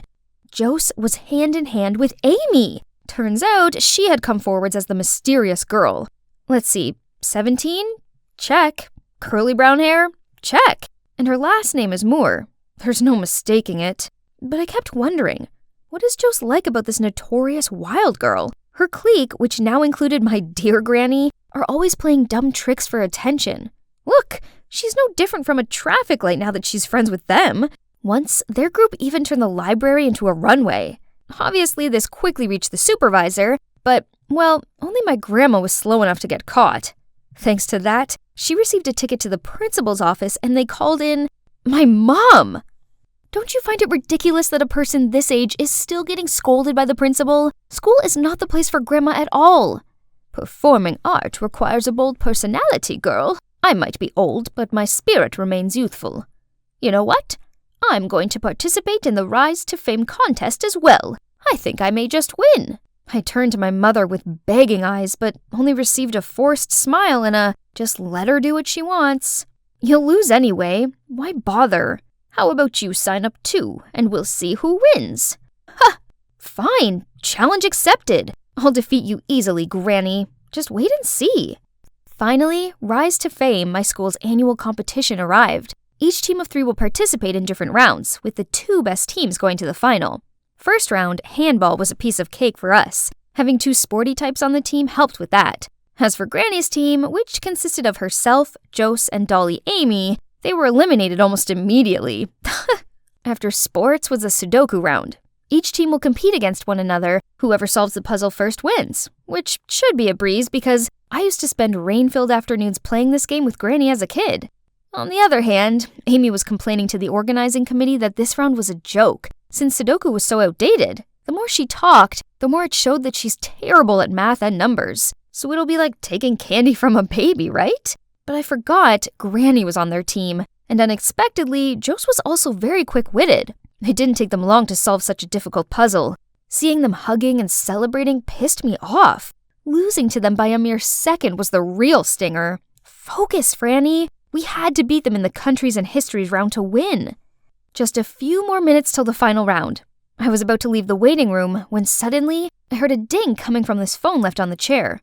It's Grandma's phone. But wait, she knows how to use Tinder? Curious, I opened it and on the screen were all the messages from Jose and the mysterious Moore. Why does Grandma have this account? And why is Jose convinced Amy isn't who he's looking for? I immediately went to look for my grandma and found her in the corner of the stage wing. But as I approached her, she pulled my hand in and signaled for me to keep silent. I thought you let that annoying old hag join the team as a joke. Who knew she'd be so helpful? You'll win easily. Yeah, right? I even heard that history is her strength. I just need her to finish this last round, then I'll kick her out in a heartbeat. The whole group burst out laughing. I nervously turned to look at Granny, but she didn't show any sign of anger. So what will my grandma do next, you ask? As soon as the final round began, she stood up, took the mic, and announced, I want to withdraw from the competition because I will never let two-faced people get the better of me. After that, she left, and the whole audience started to make a fuss, while Amy's face turned pale. However, the real shocker was when Jose also came on stage. Me too. I don't want to be in a team with a liar. Then he walked away as Amy chased after him. The audience buzzed, and the organizers announced that this meant our team had automatically won the competition. I rushed home right after the awards ceremony to find Grandma ruminating in the garden. I quietly sat down next to her and put my hand on her shoulder to console her. She looked at me, gently smiled, and started telling me stories I'd never heard before. I discovered that she fell pregnant at 16 and dropped out of school. Her friends weren't very nice to her, so she'd never resumed her education. So now she had time, she decided to go back to school to experience her lost youth. That's why, Franny, you should never let others' mean words get to you. Cherish what you have, because there are still people who love that side of you. What she said was really touching, and it reminded me of Jose's compliments on my hair. Granny, so what about the Tinder account? Oh, I know you really like Jose, so I created an account to learn more about him so I could help you. Turns out, that profile picture was Grandma when she was younger, hence the similarity to me, and Moore actually was her maiden name. I hugged her and profusely apologized for my poor behavior. She gently patted my head, smiled, and said she'd take me to a secret spot. The next day, I returned to my naturally frizzy hair and put on the dress Granny gave me. It wasn't trendy, but it fit me perfectly, and weirdly, I felt kinda confident wearing it. My grandma and I happily walked into a book cafe when I spotted Jose. I've brought the person you're looking for here. We both looked at her with questioning eyes. You mean, turned out there was still one thing she hadn't told me, that the alias Moore she put up on Tinder was all based on my preferences, my hobbies, my habits, my taste in music, etc. She'd been collecting everything about me to text Jose. I had to let him know there's an interesting girl like our Franny out there, right? That was why Jose didn't feel as compatible with Amy. Then the intelligence round confirmed it, as he and the mysterious girl both had one thing in common, a passion for Sudoku. In the end, everything was cleared up. Grandma is still attending my school, and I actually don't mind it anymore. She brings in homemade cakes for me and my friends, tells us interesting stories about the old days, and gives out the best advice. Most importantly, she made me realize that being me isn't so bad, frizzy hair and all. Almost forgot. You're also wondering what happened between me and Jose, huh? Well, I think you should see for yourself. Hey Beans, welcome back to my channel. I'm so cranked to introduce today's special guest, my daughter Elle. Say hi, sweetie. Hi, we're making butter from scratch today. I'm so excited. Elle, can you please do this properly? Mom, it's the 6th take already. I can't even feel my arms anymore. If you're still not satisfied, then film it yourself. Hey, I'm Elle, a high school student living in Wisconsin with my mom. From the outside, there's nothing out of the ordinary about us. Well, except that my mom's a vintage holic. See, she in fact became a famous YouTuber for her 1950s lifestyle. Living like this was such a hassle, but that's what puts food on our table, so I had to put up with it. However, sometimes Mom even insisted that I join in her videos, like today. Ugh. Not just that, whenever we went out together, she made me wear the cheesiest vintage dresses, so I wouldn't ruin her aesthetic. As a hip-hop dancer, it was torture. See? I sure look way better in these clothes. Oh dear, what are those awful threads? Here, try this. It's really the bee's knees. Bee's knees, she said? More like Granny. Ah, so pretty. Auntie, you have such excellent taste. That's Daisy, my cousin, and also schoolmate, who gets along much better with my mom. Jeez, I can't let this hideous dress go home with us. If you like this so much, why don't you just take it instead, Daisy? Mom then walked to the counter with some more tacky clothes, ready to pay, but... Gee, where did I put it? Guess I'll come back another time.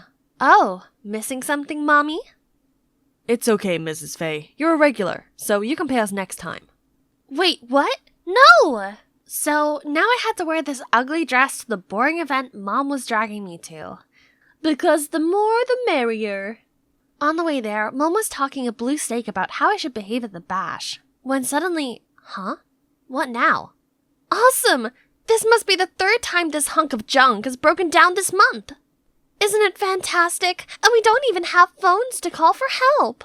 Elle, I've told you, it'd be ridiculous to show up with smartphones while dressing like this. Besides, people used to live just fine without them. Stop relying on them so much. Trust me, some nobleman will soon come to our rescue. Stay here and wait all you want. I'm gonna go look for a garage. But I only managed a couple of steps before a fancy car pulled over, and an old man in a suit stepped out and offered to help. Turns out he's one of Mom's subscribers and even asked for a picture. Thank you so much for saving my chariot. You're the ginchiest. Gosh, here she goes again with her old-timey slangs. Eventually, we reached this Antsville, and as soon as we arrived, Mom immediately ran to her celeb friends and posed for photos, leaving me lost and confused. While I was trying to navigate through this madness, some whispering caught my attention. Isn't that Faye? She's so extra. I can't even get past the first 5 minutes of her videos. Oh yeah? And still, Mom thought the whole world was her fan. I don't get why she wanted to be here with these fake people that much. I was not having any of that stuffy place, so I went outside to get some air. As I wandered along the street, I spotted a group of teenagers dancing to old school hip-hop. This is right up my alley. But wait, this stupid dress. My jam is coming on, though. So, letting my adrenaline take over, I joined the crowd. Everyone seemed impressed and even made room for me to shine. Then one of them joined me. I was really feeling it when a familiar screeching voice startled me. Elle, what on earth are you doing? Agitate the gravel, now! Then Mom dragged me to the car and drove me straight home. Gringles, do you understand that if anyone sees you like that, the perfect image I've built all these years will be in ruins? Pfft, then don't drag me into these things. Do it alone. Mind your manners. You should find something more practical rather than dancing like those good-for-nothing lazy bums. I'd had enough. Furious, I stormed into my room and stayed there all night. The next morning, I woke up to the rumbling sound of an empty stomach. When the coast was clear, I went downstairs to check the fridge for food. Ew, what's that rotten egg smell? Jesus, this fridge must be from Napoleon times! I reluctantly went for an instant soup, but the microwave wouldn't even heat it up. And guess what? My mom spent over $500 just for this thing's useless 50s look. Then I decided to put on a movie to blow off some steam. But the ancient TV wouldn't turn on either. Unbelievable! Is there anything in this rusty dollhouse that actually works? I need to get out of here before going insane. Oh, there's a new family moving in next door. Hang on, isn't that the guy I was dancing with last night? He smiled and waved at me, but I could only force a smile and nodded back. Hey, why the long face? If you're bored, come give me a hand. Then he dragged me over to his yard before I could reply. Once we're done, we rested on the front porch. Turns out his name was Royce. He'd just moved in with his dad and had enrolled at my school. I have to admit, he's quite the charmer, and within minutes, I felt comfortable enough to tell him about my unconventional life with Mom. My mom has way too much free time. I wish she'd find a man. Only then she might quit nagging me. Meanwhile, my dad is always busy. If he had someone by his side, he'd want to spend more time with his family and be less of a workaholic. Wait a minute. So, how about we make them a couple? Today is the day. Our parents have really tight schedules, so planning out this date took a lot of effort. But so far, so good.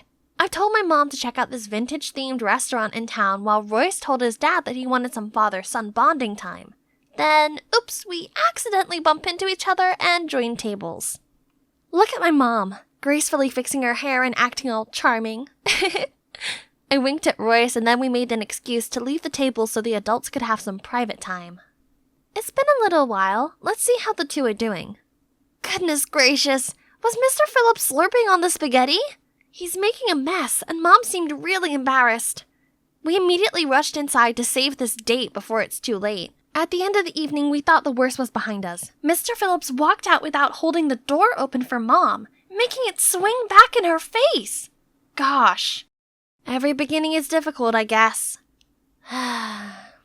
Over the next few days, Royce and I beat our brains out to try and find a way to save their budding relationship, and came down to this.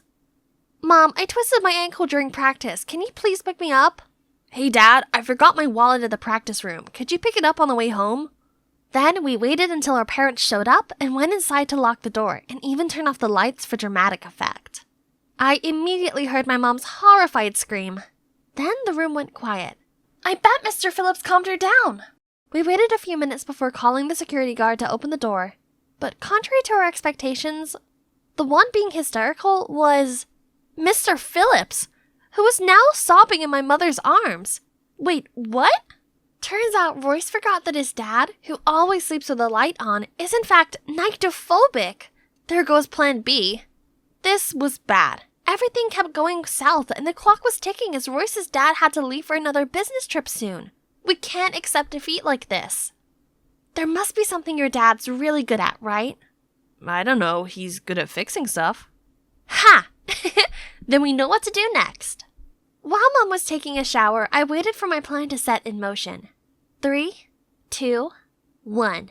Ah! Elle! Help me! I ran over to her to see water shooting out from a broken faucet. After a couple of minutes of struggle, I called Royce's house for help, aka Mr. Phillips.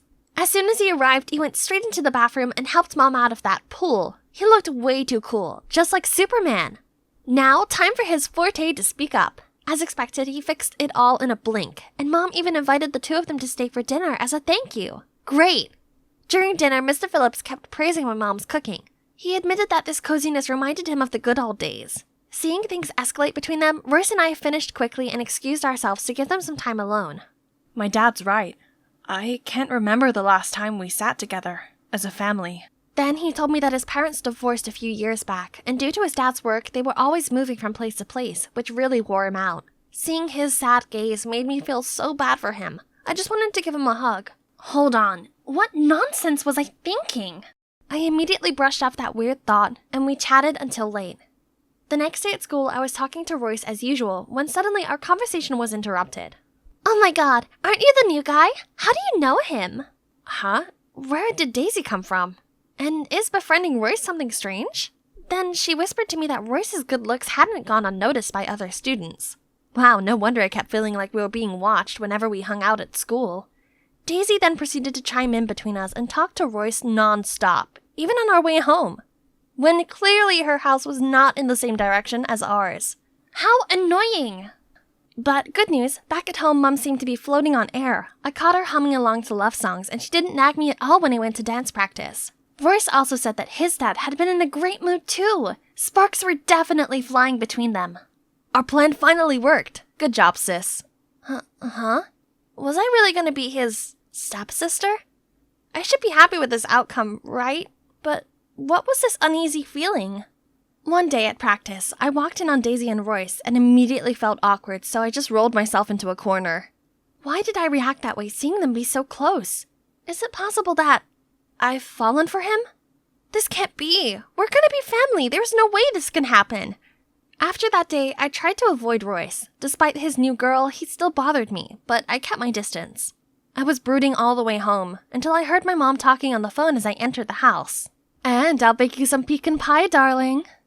Wait a minute, Royce and his dad were both allergic to pecan, so who's she being all lovey-dovey with? The next day, as usual, I told my mom I'd go to practice, but actually lingered outside the house to stalk on Mom. I saw her on the couch video calling some strange man. Oh gosh, did my mom really cheat on Royce's dad? How could she?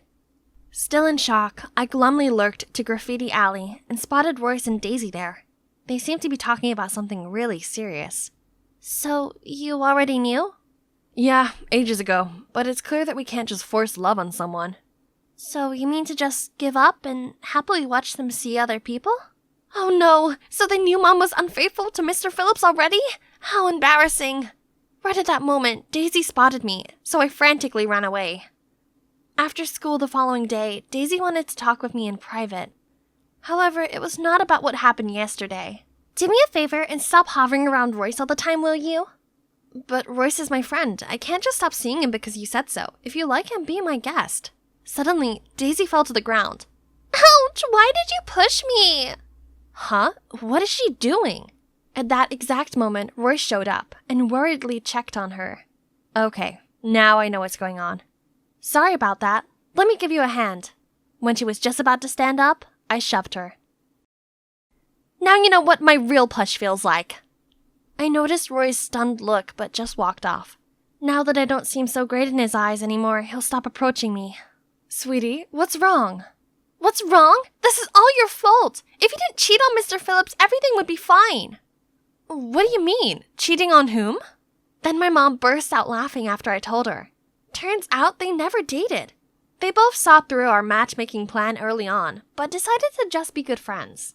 And the person I saw Mom video calling with was her boyfriend, but she hadn't introduced him yet because they'd only started dating. But why set us up in the first place? Finally, I had the chance to tell her how I truly felt about being forced into her vintage world and not being able to pursue my love for street dancing. Mom was quiet for a second, and then said, Gee, how silly I've been. I've been inspiring strangers to go after their dreams, but I stopped my own daughter from pursuing hers. I felt so much better after pouring my heart out. I also mentioned Royce's situation with his dad, and she promised to talk to him about it. Hang on. This means... Mom, so you and Mr. Phillips are just friends, right? Immediately, I ran off to find Royce. As if on cue, the doorbell rang, and it was... Daisy! What game is she playing now? If she's here to mess around, come at me already. But surprisingly, Daisy apologized. I'm sorry, I was just blinded by jealousy. And there's nothing going on between me and Royce. He in fact already rejected me the day you saw us at the graffiti alley. Also, he asked me to give you this. I opened the box to see an adorable keychain with I love you on it. Oh my, is this a love confession? But there's also a note saying, I'm leaving for another city. Till we meet again. No! I sprinted to his house right away. Oh Lord, he's already packing. Without thinking, I hugged him and started sobbing. So, you read my message? Yeah. And what do you think? I feel the same, but you're leaving for real? Then, his smile turned playful, and he admitted he was just messing with me. Turns out he was going away, but only for a few days, for a dance competition. Really? That's awesome! But I can't forgive you for tricking me yet. So, yeah. Although we couldn't get our parents together, us two actually became a couple, so our matchmaking scheme isn't a total failure, right? We were even able to change a few things for the better. For instance, Mom spoke to Royce's dad, and he agreed not to move for the time being so his son could settle in. Mom also promised to check in on him when his dad's away on business. As for our family, my mom no longer tried so hard to act like she's not living in 2023. She now sometimes includes modern elements in her vlogs as well, and I even become a regular guest on her channel. Hey Beans, today my fiancé and I are baking this fab coconut cake, along with my daughter and our boyfriend. They are hip-hop dancers. Check out their channel if that's something you fancy. They're really the cat's pajamas. Hey guys, Private Davis here. Yep, Taylor Davis, the girl who secretly disguised herself as her twin brother to attend an all-boy military school. In the last part, I had to deal with my fair share of challenges, but having Tom and Henry, my two best pals by my side, made things way easier. But still, there were problems my two comrades couldn't help me with, such as this situation right now involving Ellis, finding out about my real identity. Not that I'm interested in your mess, but I need to find my brother Jacob. So, let's make a deal. I'll keep your secret if you help me find him. What? How am I meant to find a guy I don't even know? To my surprise, Ellis then truthfully told me his story. Turns out, he came to this school for two reasons: to punish those who picked on Jacob and to find clues about his disappearance. Meanwhile, I coincidentally met this Jacob guy outside of school and found his dog tag, so I was the only lead he had for now. But could I really trust this guy? I mean, just look at what he did to Eric. If you don't want to do it, then I can go to the principal's office. Okay, so what? I found the dog tag while we snuck out to a local girls' school. That's all I know. If you spill my secret, I won't let you find your brother in peace either. So you better know a way to take me to that school. I'll pick the time to make a move, and you just try your best not to get caught. The next morning, I was walking to class as usual when I passed a bunch of guys huddled together, whispering something about me? Huh? Wait, did Ellis reveal my identity to everyone? Such a fraud! I ran to find him, but accidentally crashed into this boy called Finley. I helped him up as the whispers around us got even louder. Guess you're one of the alleged suspects too. Finley then told me that yesterday, someone discovered a box that looked just like a pack of candy in the bathroom, but inside were a bunch of tampons. So now the students thought there was either a pervert on campus or that one of us was secretly a girl. And according to them, anyone who never joined the public shower was suspicious. Oh no, what if they found out the tampons were mine? Guys, hot girl alert! Everyone immediately forgot about me and flocked to him. The buzz on campus was that an inspection officer was staying here for a few months, and he'd brought his beautiful daughter Ivy along with him. People said she looks like a fairy with this ethereal vibe. Just then the inspector, Ivy, and his group stepped into the hallway. I watched them all drool over her. Poof, please. Anyone would think they'd never seen a girl before. She walked past these silly boys with a smug smile, but as soon as she caught sight of me standing there unfazed, she froze to the spot and stared straight at me. What? Was I supposed to show off my smitten face too? Dad, I need someone to show me around school. Can I take him? What? Why me? I couldn't even say anything as the principal had already agreed. Come on, let's go. Oh, you're so muscular. Ew, gross. Later on, she shooed Henry and Tom out of the entertainment room just because she wanted to spend time alone with me. Another time, when we were about to do our cleaning duty, Ivy popped out of nowhere and asked me to go hang with her. She even stopped two guys passing by and did her whole fluttering eyelashes routine to persuade them to do my cleaning duties instead. Ivy, I appreciate your help, but we all have our chores to do. This isn't fair on the others. Don't you get it, Jack? I did all this because I want to be close to you. I like you. I think you'll be better suited to someone else. Then I ran out of there, leaving everyone behind stunned at my harsh rejection. For the next couple of days, Ivy was furious and looked at me like she wanted to tear me to pieces. And the whispers started circulating again. They said that refusing a girl as beautiful as Ivy meant that I must have not had any interest in girls. Or even worse, I probably was a girl myself, and I was the one who dropped the tampons in the bathroom. Gosh, this was bad.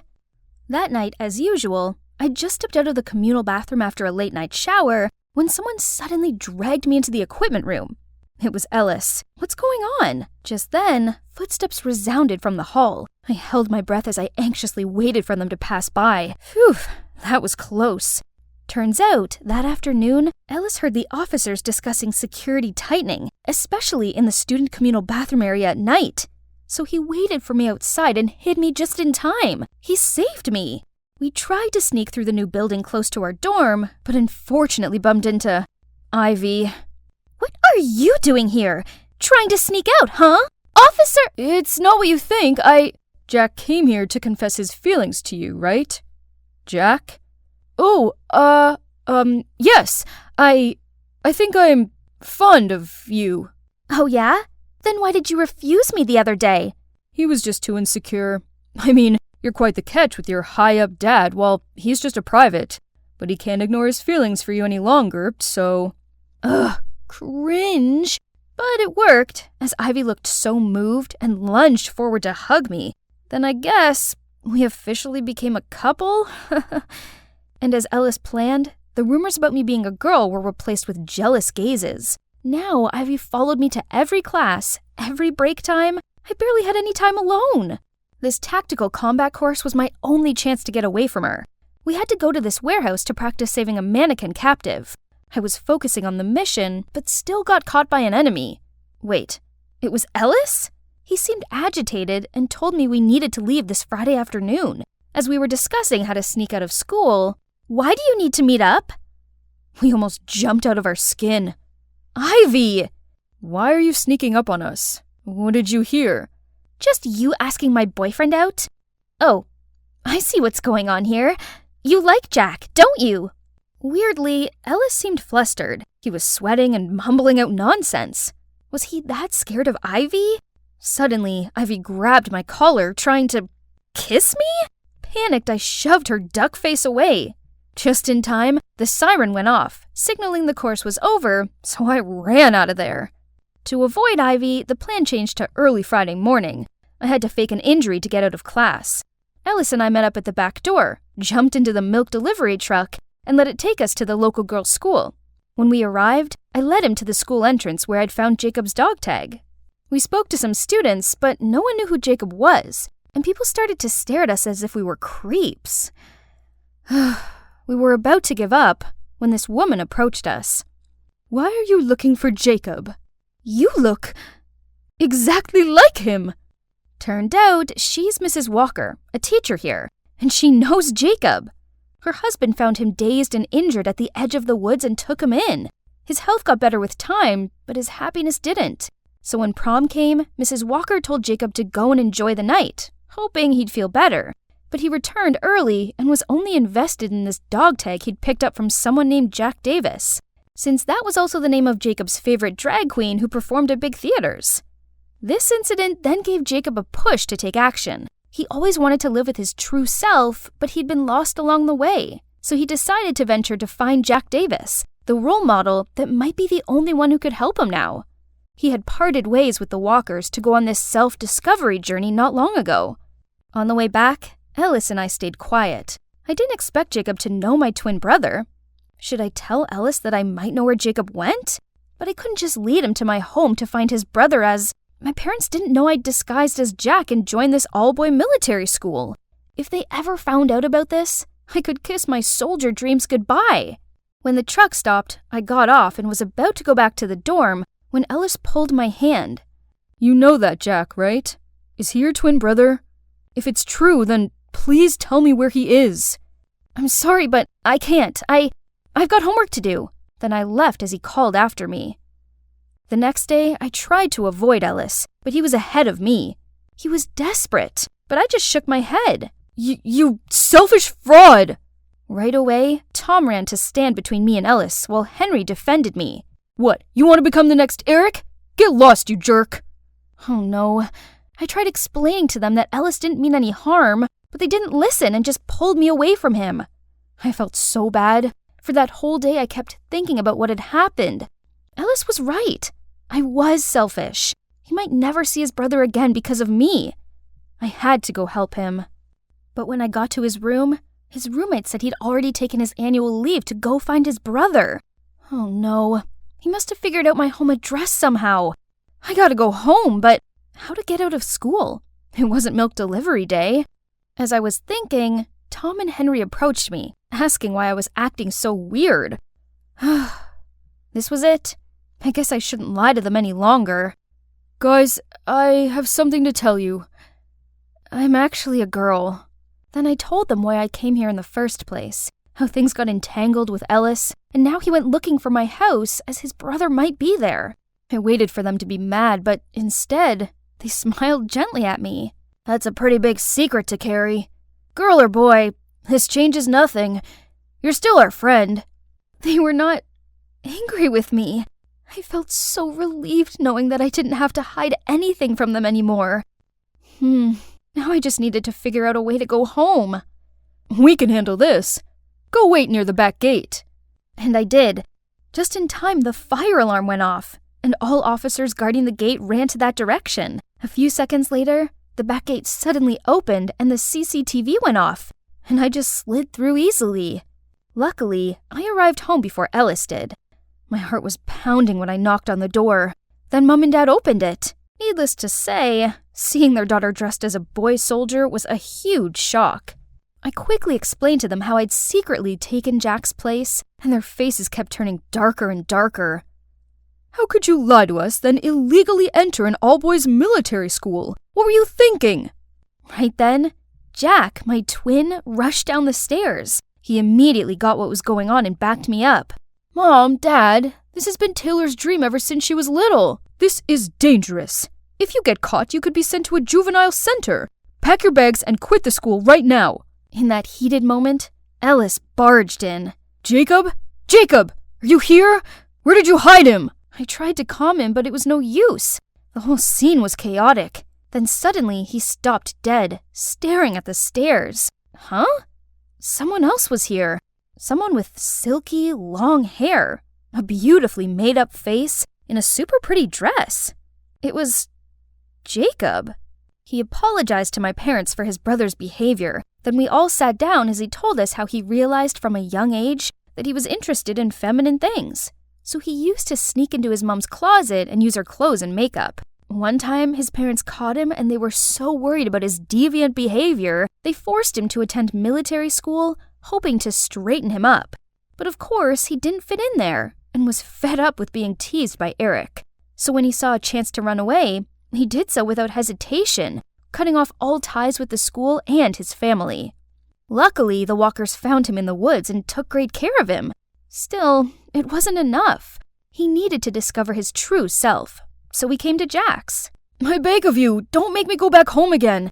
I can't stand the disappointed look on Mom and Dad's faces. I just want to be myself. I know it must be hard, but you gotta go home and face your parents. Once they know how you truly feel, they'll understand. Mom, Dad, I'm sorry for being so reckless, but being a soldier is my dream. Please give me a chance. I can't let you do it. But you can have till the end of the semester to pack your stuff and say your goodbyes. That's it. Just then, I heard footsteps outside. It was Ivy. What was she doing here? You tricked me. I already knew there was something weird going on with you and Ellis. But you're a girl? Lucky me, I had your whole secret recorded here. Let's see how my dad punishes you, fraud. This is bad. Ellis and I jumped into his car and drove back to the school immediately. But we arrived back to an unexpected situation. The principal, aka Eric's dad, was already packing his things, and a strange lady with a stern look was sitting at his desk. Wait, did this mean we had a new principal? Yep, turns out the inspection officer came to school to investigate our principal on allegations that he'd been condoning his son's mistreatment of other students. And it was none other than Ellis here who had been gathering up evidence to help him. Then what about me? Well, in return for Ellis's assistance, the officer decided to let me stay and study here. In fact, the new principal even had some other plans. Finally, it's the end of the semester. Whew! And you know what? Our school now officially welcomes female students, which means I'm legitimately the first girl in school. I'm so grateful for our new principal. Meanwhile, me, Henry, and Tom are still the best of comrades. Obviously, nothing could ever stand between us. And of course, my parents are okay with me staying since I don't have to hide my real identity anymore. About Jacob, he actually listened to Jack's advice and went home to talk to his parents. They were shocked to see him like that, but as he poured his heart out to them, they decided to slowly accept the real him. As for his brother, Ellis, we went through a lot together, and now we're best friends. There might be some sparks between us, though, but I don't know. Let's just wait and